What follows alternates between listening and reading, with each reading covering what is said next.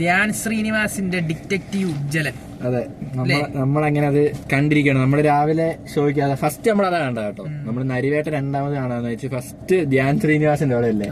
എന്താ പറയാൻ, എന്തുവാ മൊത്തത്തിലൊരു ഇൻവെസ്റ്റിഗേഷൻ പടം. അതെ, ഒരു ക്രൈം, ഒരു അങ്ങനത്തെ ഒരു പടം, ക്രൈം ഇൻവെസ്റ്റിഗേഷൻ അങ്ങനത്തെ ഒരു സാധനമാണ് പടം. സംഭവം എന്ന് വെച്ചാൽ ആഫ്റ്റർ എ ലോങ് ടൈം എന്ന് വെച്ചാൽ ധ്യാൻ ശ്രീനിവാസിന്റെ പടത്തിന് ഹൗസ്ഫുള്ള് എന്ന് വെച്ചാൽ സത്യം പറഞ്ഞ പുള്ളിയുടെ കുറെ ബോംബോളങ്ങളുണ്ട്. പക്ഷെ അതിനെ കൂട്ടൊന്നുമല്ല ഈ പടം പുള്ളി പറഞ്ഞു വിട്ട് പുള്ളിക്ക് ഒരു കംബാക്ക് തന്നെ ആയിരിക്കും. എന്നുവെച്ചാ പക്കായിട്ട് അഭിനയത്തിൽ കാണാം പുള്ളിയുടെ ഒരു വരവ് പക്കായിട്ട് ചെയ്തു വെച്ചിട്ടുണ്ട്. ഒരു നല്ലൊരു പടം നമുക്ക് ഫാമിലി ആയിട്ട് പോയി കണ്ട്, ഫാമിലി ആയാലും ഫ്രണ്ട്സ് ആണല്ലോ എല്ലാവരും. ഞങ്ങൾ പോയപ്പോ കുറെ യൂത്ത് പിള്ളേരായിരുന്നു കൂടുതൽ, ഫാമിലീസിനെ കാട്ടി കുറച്ച് യൂത്ത് പിള്ളേരായിരുന്നു. ഇങ്ങനത്തെ ഒരു പടം ഇറങ്ങുമ്പോൾ ആദ്യം എന്തായാലും യൂത്ത് ആയിരിക്കും ഓബ്വിയസ്ലി. അതായത് കണ്ടും കേട്ടും പറഞ്ഞൊക്കെ ആയിരിക്കും. പിന്നെ പ്രത്യേകിച്ച് ധ്യാൻ ശ്രീനിവാസിന്റെ പടം ആയതുകൊണ്ട് ആൾക്കാരൊന്നും ഒരു ഇത് വരുത്തും കേറണോ വേണ്ട. പക്ഷെ ഈ പടം അങ്ങനെയല്ല, നിങ്ങൾക്ക് കണ്ണും പൂട്ടി പോവാ. നല്ലൊരു പടം, നല്ലൊരു അടിപൊളി പടമല്ലേ.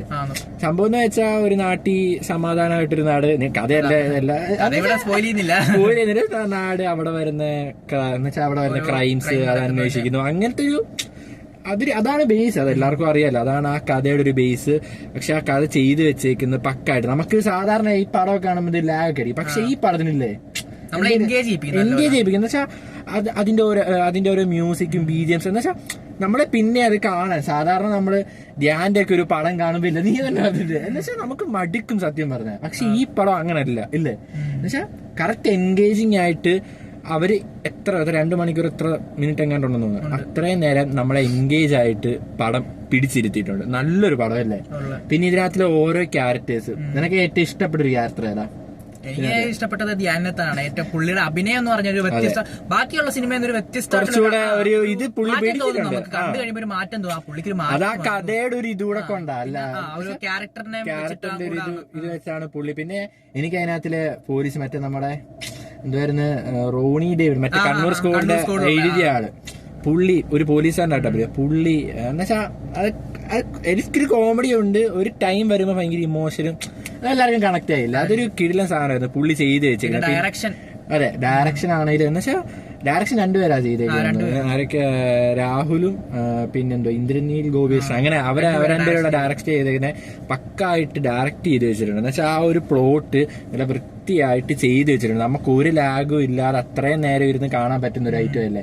പിന്നെ ഇതിനെക്കുറിച്ച് കൂടുതൽ പറയാനാണ് ഇതിനകത്തൊക്കെ എന്ന് വെച്ചാൽ ഒരു ഞാൻ പറഞ്ഞു വിട്ടില്ല, ഒരു ക്രൈം ഇൻവെസ്റ്റിഗേഷൻ അല്ലേ, അതൊരു സാധനമാണ്. അത് എടുത്തു വെച്ചേക്കുന്ന ഒരു രീതി ഞങ്ങൾക്ക് ഭയങ്കര കണക്ട് ആയില്ല. അത് എല്ലാവർക്കും ഉറപ്പായിട്ടും കണക്ട് ആവും. എന്നുവെച്ചാൽ നമ്മള് പറയത്തില്ല, എന്ന് വെച്ചാൽ സാധാരണ ഒരു ധ്യാൻ ശ്രീനിവാസിന്റെ പടം കൂട്ടോ ഒന്നുമല്ല. ഇതൊരു സാധനം, ഒരു വീക്കെൻഡ് ബ്ലോക്ക് ബസ്റ്റേഴ്സ് പ്രൊഡ്യൂസ് ചെയ്ത സാധനമായിട്ട് നമുക്ക് ഉറപ്പുണ്ട് ഈ പടം ഹിറ്റ് ആവും.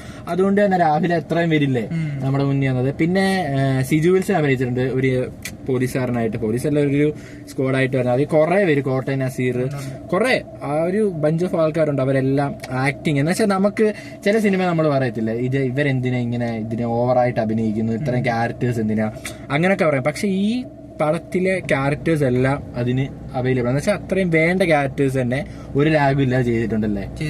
പിന്നെ ഈ പടത്തിനെ പറ്റി പറയാൻ ഇതിന്റെ മെയിൻ ആയിട്ട് പറഞ്ഞ ഈ BGM ഇല്ലേ, BGM ഒക്കെ ആ കറക്റ്റ് സ്പോട്ടിൽ നമുക്ക് എന്നുവെച്ചാൽ പാട്ടൊക്കെ ഇങ്ങനെ സാധനമൊക്കെ ഉണ്ടില്ലേ, ഹൈപ്പർ എന്ന് പറയുന്ന സാധനമൊക്കെ ഉണ്ട്. ഉജ്ജ്വലന്റെ കുറെ സാധനങ്ങളുണ്ട്. ഉജ്ജ്വലൻ അത് കണ്ടുപിടിക്കാൻ പോകുന്നു, അതിന് പറ്റുന്നില്ല. പിന്നെ ഉജ്ജ്വലന്റെ ഒരു തിയറീസ് അതെല്ലാവർക്കും കണക്ട് ആവും പെട്ടെന്ന്. ഈ ക്രൈം ഇതൊക്കെ ബുക്സ് ഒക്കെ വായിക്കുന്നവർക്ക് നല്ല തിരപ്പിന് കട്ടാവും. പിന്നെ ഇടയ്ക്കൊരു ഇതുണ്ടല്ലേ മറ്റേ ക്യാമിയോ എന്ന് ഞങ്ങള് പറയുന്നില്ല, ഒരാള് വരുന്നുണ്ട്.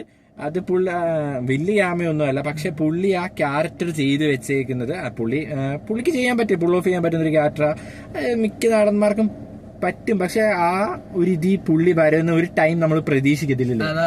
നമ്മൾ വിചാരിച്ച് ഓക്കെ ഒരു നോർമൽ ക്യാരക്ടറായിട്ട് വന്നിട്ട് പിന്നൊരു സാധനം വരുന്നുണ്ട്, അത് നമ്മൾ പുള്ളിയിൽ നിന്ന് പ്രതീക്ഷിച്ചില്ല. പക്ഷെ അത് നൈസ് ആയിരുന്നല്ലേ, കണ്ടവർക്കാണെങ്കിൽ അത് എളുപ്പം മനസ്സിലാവും. പുള്ളി ആ ഒരു കൊടുത്ത റോള് നല്ല അടിപൊളിയായിട്ട് ചെയ്തിട്ടുണ്ട്. പിന്നെ ഇതിന്റെ നെഗറ്റീവ്സ് ആയിട്ട് നമുക്ക് പറയാനൊന്നും ഇല്ലല്ലേ? ഇല്ല, നമുക്ക് കണ്ടിട്ട് നല്ലൊരു പടം.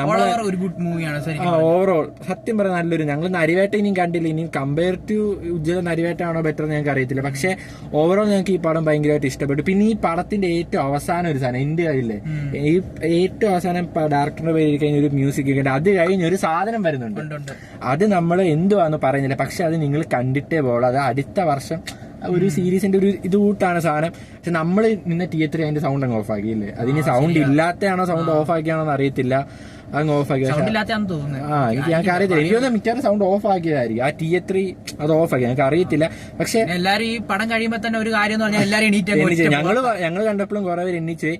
പക്ഷെ അവര് മറ്റേ ഇന്നലെ പോസ്റ്റ് ഇട്ടിട്ടുണ്ടായിരുന്നു, പടം കഴിഞ്ഞ് എണ്ണിച്ച് പോവില്ല അവരെങ്ങനെ ഇട്ടിട്ടുണ്ട്. അപ്പൊ അതുകൊണ്ട് അടുത്തൊരു സാധനം ഇനിയും വരുന്നുണ്ട് അല്ലേ. അതാ ഒരു ഞാൻ പറഞ്ഞു നിങ്ങളൊരു ക്യാമിയോ ആ പുള്ളി ഇനി അതിനകത്ത് എന്ന് വെച്ചാ ഇനി വരാൻ പോകുന്ന സെക്കൻഡ് പാർട്ട് നമ്മൾ പറയുന്നില്ല. വന്നാ കൊള്ളാം എന്ന് വെച്ചാൽ ഇതിന്റെ സെക്കൻഡ് പാർട്ട് ഇല്ലേ, ആ ഉജ്ജ്വലേട്ട അങ്ങനെയല്ല അതിന്റെ അങ്ങനെ തീരുന്നു. ഇനിയൊരു ഇതുണ്ട് അങ്ങനെ ഒരു സാധനം തീരുന്നു. അത് നിങ്ങൾക്ക് കാണുന്നവർക്ക് മനസ്സിലാവില്ലേ. ഓവറോൾ പടം എന്ന് വെച്ചാ ഒരു പക്ക ഇല്ലേ ധ്യാൻ ശ്രീനിവാസിന്റെ പടം എന്ന് പറയുന്നില്ലേ. എന്ന് വെച്ചാ ഓവറോൾ നമ്മൾ കളിയാക്കൊന്നുമില്ല. ഓവറോൾ നൈസ് ഒരു പടം, പക്ക പടം, എല്ലാവർക്കും ഇഷ്ടപ്പെടും. ഇതിന് നെഗറ്റീവ് പറയാനായിട്ടൊന്നുമില്ല. ഇനി ഇതിന് നെഗറ്റീവ് പറയുന്നവര് ഇത് വേറെ ഇത് പടം ഇഷ്ടപ്പെടുന്നു നമുക്കറിയാം. ഇതിലില്ലേ അത് ആലോചിച്ചാടാ. ഇത്രയും ഒരു 2 ആൻഡ് അത്രയും കാണത്തില്ലേ, 2 മണിക്കൂർ ഇത്ര കറക്റ്റ് നമുക്കറിയാം, ഡ്യൂറേഷൻ അറിയില്ല. ആ ഒരു സാധനം നല്ല വൃത്തിയായിട്ട് ഒരു ലാഗ് അടിപ്പിക്കാതെ അവർ ചെയ്തു വെച്ചിട്ടുണ്ട്. അതിന് ഒരു കൈയുടെ നമ്മൾ കൊടുക്കണം. പെർഫെക്റ്റ് ആയിട്ട് നമുക്ക് ഒരു ലാഗ്, സാധാരണ ഇൻവെസ്റ്റിഗേഷൻ പടമാണ് നമുക്ക് ലാഗ് അടിക്കാതെ ചില സാധനം നമുക്ക് ഇവനാ പ്രതി അങ്ങനെ സാധനം. പക്ഷെ ഇതിനകത്ത് അത് നമുക്ക് ഞങ്ങൾക്ക് കത്തിയില്ല, ഞങ്ങൾക്ക് കണക്ട് ആയില്ല. പക്ഷെ അങ്ങനെ ഒരു പ്രതി വന്നു, അത് പക്കായിരുന്നു. അതിന്റെ ബാക്ക്ഗ്രൗണ്ട് കഥ പറയുന്ന എല്ലാം പക്കായിരുന്നു. Overall detective Ujjwalan it's a good movie അല്ലേ.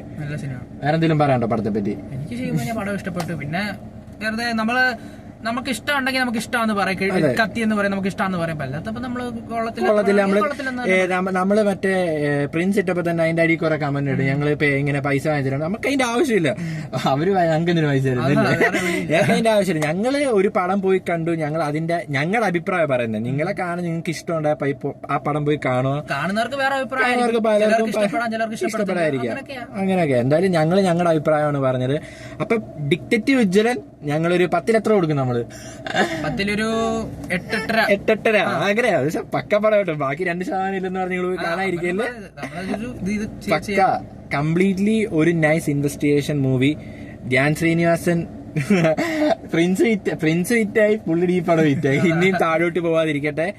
നൈസ് ഒരു പടം, വീക്കെൻഡ് ബ്ലോക്ക് ബാസ്റ്റേഴ്സിന്റെ ഒരു നൈസ് പടം. ഡയറക്ഷൻ ഒക്കെ പക്ക, മ്യൂസിക് എല്ലാം കൊണ്ടും ഒരു അടിപൊളി പടം അല്ലേ. അപ്പം ഇത്രയേ ഉള്ളൂ. ബൈ.